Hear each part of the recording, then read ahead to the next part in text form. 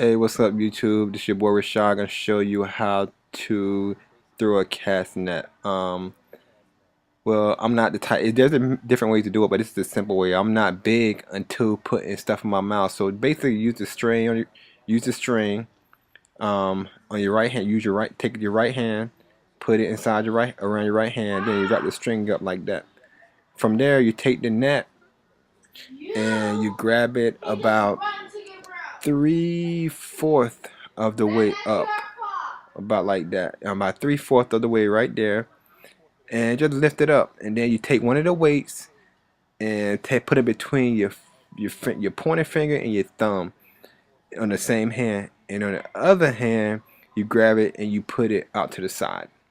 All right. When you throw it, the one thing you need to remember is you're gonna do a wide motion because you want it to open out. All right. So that's basically how to do it.